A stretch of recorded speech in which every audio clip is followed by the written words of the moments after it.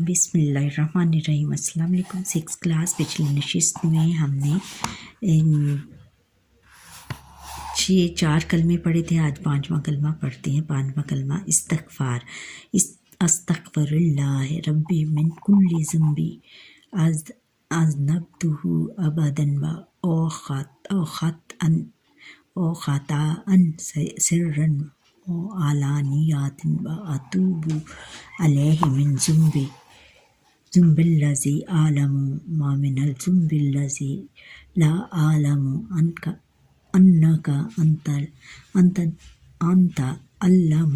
अल्लामुल ग़यूब व सत्तारुल अयूब व ग़फ़ारुल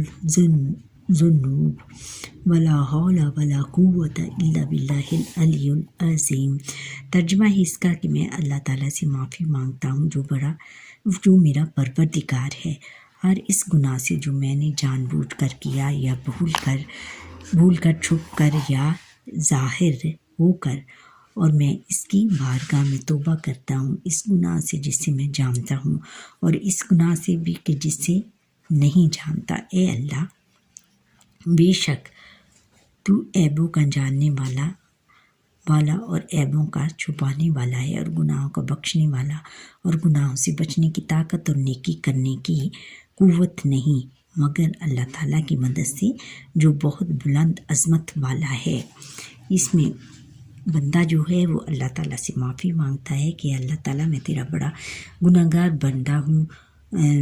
मैं तुमसे माफ़ी मांगता हूँ और तू मेरा परवरदिगार है, तू ही मेरा पालने वाला है। हर इस गुनाह से जो मैंने जानबूझकर किया या भूल कर छुप कर, मैं हर उस गुनाह से जो कि मैंने जानबूझकर किया कि मुझे पता था कि ये गुनाह है और इसके करने से मैं गुनहगार हो जाऊँगा, फिर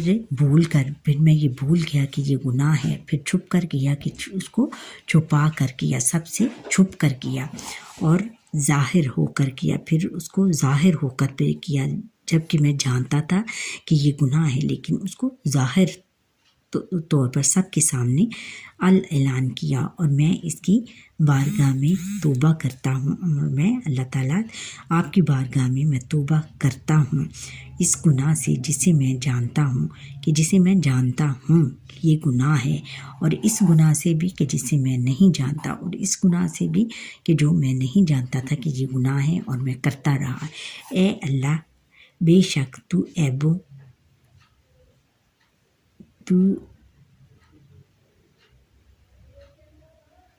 ऐबों का जानने वाला है, और बेशक तू ऐबों का क्या करने वाला है, जानने वाला है, यानी तमाम ऐबों का, तमाम बुराइयों का जानने वाला है, और ऐबों का छुपाने वाला और गुनाहों का बख्शने वाला है, और फिर तमाम ऐबों को छुपा देता है, उन पर पर्दा डाल देता है, गुनाहों का बख्शने वाला, और बड़े से बड़े गुनाह को बख्श देता है, और गुनाह से बचने की ताकत और नेकी करने की कुव्वत नहीं मगर अल्लाह ताला की मदद से जो बहुत बुलंद अज़मत वाला है। बंदा कहता है कि मैं गुनाह से बचने की मुझे ताकत नहीं, कि मैं गुनाह करता रहा, उससे नहीं बच सका, और नेकी करने की मुझे तौफीक नहीं हुई, लेकिन अल्लाह ताला की मदद से जो कि बहुत बुलंद अज़मत वाला है, अल्लाह ताला की मदद से मैं तमाम बुराइयों से बच गया और उसने मेरी तौबा कबूल कर ली। आगे है 6ठा कलमा रद्दी कुफर। रद्दी कुफर का मतलब है कुफर से इनकार करना। अल्लाहुम्मा इन्नी आऊज़ु बिका मिनल अन उश्रिका बिका शैइन व आना आलमु बिही व अस्तग़फिरुका लिमा ला आलमु बिही तुब्तु अन्हु व तबर्रातु मिनल कुफ्री व शिरकी वल किज़्बि वल गीबती वल बिद्अती वल नामिमाती वल फाहशी वल बुहतानी वल मआसी कुल्लिहा व अस्लमतु व لا الہ الا اللہ محمد رسول اللہ۔ ترجمہ ہے، اے اللہ میں تیری پناہ مانگتا ہوں اس بات سے کہ میں کسی شے کو جان بوجھ کر تیرا شریک بناؤں، اور بخشش مانگتا ہوں تجھ سے اس شرک کی جسے میں نہیں جانتا، اور میں نے اس سے یعنی ہر طرح سے کفر و شرک سے توبہ کی، اور بیزار ہو کر کفر و شرک، جھوٹ، غیبت، بدعت اور چغلی سے، اور بے حیائی کے کاموں سے، اور بہتان باندھنے سے، اور تمام گناہوں سے، میں اسلام لایا، اور میں کہتا ہوں کہ اللہ کے سوا کوئی عبادت کے لائق نہیں۔ حضرت محمد خاتم النبیین صلی اللہ علیہ وسلم اللہ تعالیٰ کے رسول ہیں۔ اس میں انہوں نے بتایا ہے بچوں کہ جیسے ایک مسلمان یا ایک کلمہ گو یہ گواہی دیتا ہے کہ اے اللہ تعالیٰ میں تیری پناہ مانگتا ہوں، میں تجھ سے معافی مانگتا ہوں، اور اس بات سے کہ میں کسی شے کو جان بوجھ کر تیرا شریک نہیں بناؤں گا، اور کسی بھی چیز کو تیرا شریک نہیں بناؤں گا، تیرے برابر نہیں آنے دوں گا، اور بخشش مانگتا ہوں، اور میں یہ چاہتا ہوں کہ تو مجھے بخش دے، اور تجھ سے اس جو میں شرک کرتا تھا، دوسرے بتوں کی پوجا کرتا تھا یا دوسرے دیوی دیوتاؤں کی پوجا کرتا تھا، جسے میں نہیں جانتا تھا، اور اس سے پہلے میں یہ نہیں جانتا تھا کہ یہ شرک ہے، اور میں نے اس سے یعنی ہر طرح کے کفر و شرک سے توبہ کی، اور میں نے ہر طرح کے کفر یعنی جو میں گناہ کرتا تھا اور جو شرک کرتا تھا اس سے میں نے توبہ کی، بیزار ہوا کفر سے، اور میں بیزار ہو گیا ہوں، بہت زیادہ بیزار ہو گیا ہوں، بہت زیادہ میں اس سے اکتا گیا ہوں، کفر سے، شرک سے، جھوٹ۔ کفر کس کو کہتے ہیں کہ میں جو کافر تھا، یعنی ہر طرح کی میرے میں برائی تھی، شرک کرتا تھا، آپ کے ساتھ اللہ تعالیٰ کے ساتھ دوسرے دیوی دیوتاؤں کو شریک کرتا تھا، ان کی پوجا کرتا تھا اللہ تعالیٰ کے علاوہ، جھوٹ بولتا تھا، غیبت کرتا تھا، لوگوں کے پیٹھ پیچھے ان کی برائی کرتا تھا، بدعت تھی، اور پھر میں بہت زیادہ اللہ تعالیٰ کے علاوہ بہت دوسرے مذاہب دوسرے دیوی دیوتاؤں کی پوجا کرتا تھا، اور چغلی کرتا تھا، اور بے حیائی کے کاموں سے، اور بہتان باندھنے سے، اور بہتان لوگوں پر الزام لگانے سے، اور تمام گناہوں سے، اور میں اسلام لایا، اور پھر میں ان تمام گناہوں سے توبہ میں نے کر لی، اور پھر میں مسلمان ہو گیا، اور میں کہتا ہوں کہ اللہ کے سوا کوئی عبادت کے لائق نہیں، کہ جو عبادت کے لائق ہے وہ صرف اللہ تعالیٰ کی ذات ہے، اور حضرت محمد خاتم النبیین صلی اللہ علیہ وسلم اللہ تعالیٰ کی رسول ہیں، اور وہی اللہ تعالیٰ کی رسول ہیں۔ اب ہم آگے بچوں پڑھتے ہیں حدیث نبوی صلی اللہ علیہ وآلہ وسلم۔ یہ ہیں کہ حاصلات تعلیم سرور کی تکمیل پر طلبہ اس قابل ہو جائیں گے کہ جماعت سے شم کے نصاب میں موجود 7 مختصر احادیث میں مبارکہ کو سمجھ سکیں،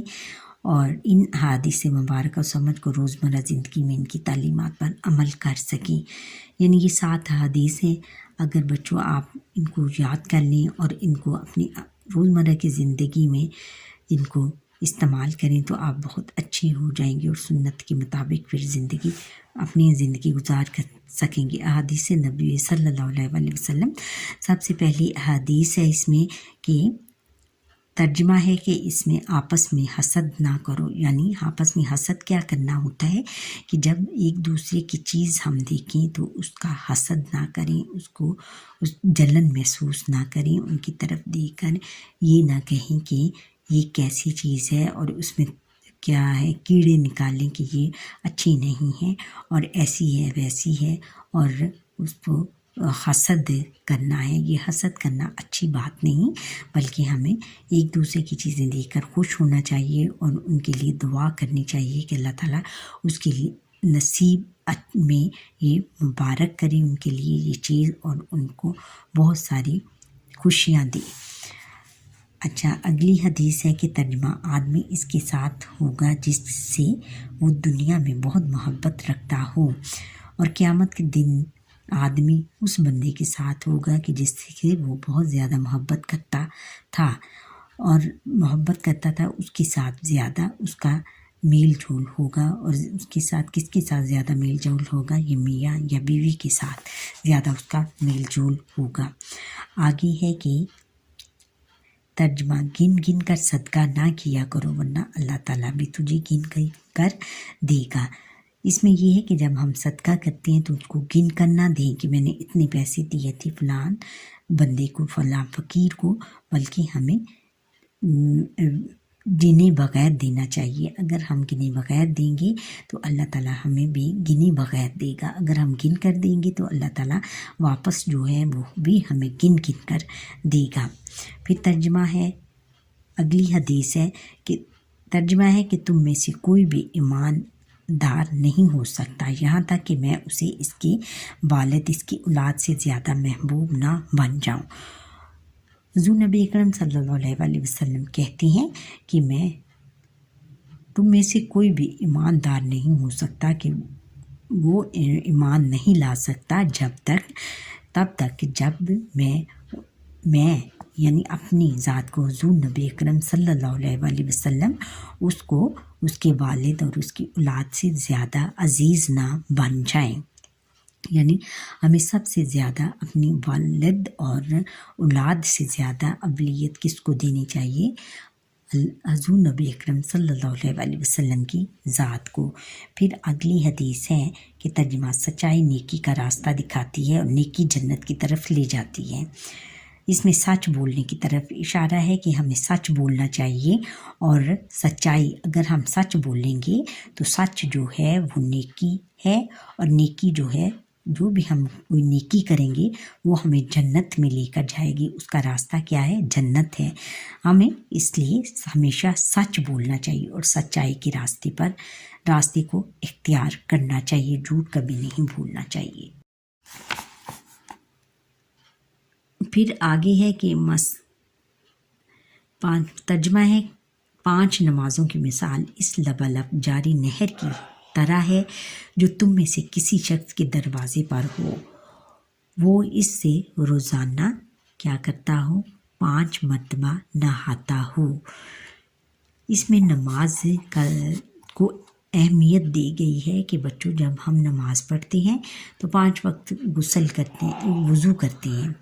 اور ہمارے جسم پر جتنی بھی میل کچیل ہے وہ دھل جائے گی اور ہمارا جسم پاک صاف ہو جائے گا۔ اور اس حدیث میں حضور نبی اکرم صلی اللہ علیہ وسلم نے ایک نہر کی مثال دی ہے کہ ایک لبالب بھری ہوئی نہر جو کہ اوپر تک بھری ہو، اور اس میں ایک بندہ جو کہ اس کے گھر کے پاس سے وہ گزرتی ہو، وہ اس میں 5 وقت نہاتا ہو تو اس کے جسم پر کوئی میل باقی نہیں رہتی۔ اور اسی طرح ہماری نمازوں کا بھی ہے کہ اگر ہم 5 وقت نماز پڑھیں گے تو ہم ہر برائی سے پاک ہو جائیں گے اور دھل کر بالکل پاک و صاف ہو جائیں گے، اور ہمارے جسم پر ایک بھی برائی باقی نہیں رہے گی، بشرطے کہ ہماری نیت صاف ہو۔ اچھا،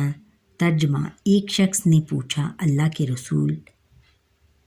لوگوں میں سے میری طرف سے حسن معاشرت کا سب سے زیادہ حقدار کون ہے؟ آپ خاتم النبیین صلی اللہ علیہ وسلم نے فرمایا، تمہاری ماں، پھر تمہاری ماں، پھر تمہاری ماں، پھر تمہارا باپ، پھر جو تمہارا زیادہ قریبی رشتہ دار ہو، پھر جو اس کے بعد تمہارا زیادہ قریبی ہو۔ یعنی اس میں ایک شخص حضور نبی، اس حدیث میں بتایا گیا ہے کہ حضور نبی کریم صلی اللہ علیہ وسلم کے پاس ایک شخص آیا اور اس نے پوچھا کہ اے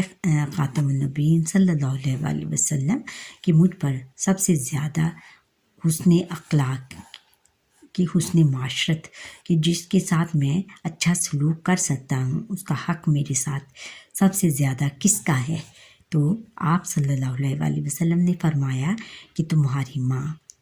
ایک دفعہ فرمایا، پھر کہا کہ تمہاری ماں، پھر تمہاری ماں، یعنی 3 دفعہ انہوں نے فرمایا کہ تمہاری ماں. پھر چوتھی دفعہ فرمایا کہ تمہارے باپ کا حق ہے، اور پھر 5ویں دفعہ فرمایا کہ تمہارا زیادہ قریبی رشتہ دار ہو. جو تمہارا زیادہ قریبی رشتہ دار کون ہو سکتا ہے؟ تمہارے بچے یا اور کوئی تمہارا بہن بھائی، تمہارے بچے. پھر جو اس کے بعد تمہارا زیادہ قریبی ہو، اس کے بعد کون قریبی؟ تمہارے بہن بھائی ہو سکتے ہیں. اچھا بچوں، یہاں پر ہی ہمارے آج کی لیسن کا وقت ختم ہوا. آپ مجھے لائک سبسکرائب کریں، بیل آئیکن پر کلک کریں اور کمنٹ کرنا نہ بھولیے گا، اور سبسکرائب کرنا بھی. جو میرا لیسن پہلی دفعہ دیکھ رہے ہوں سبسکرائب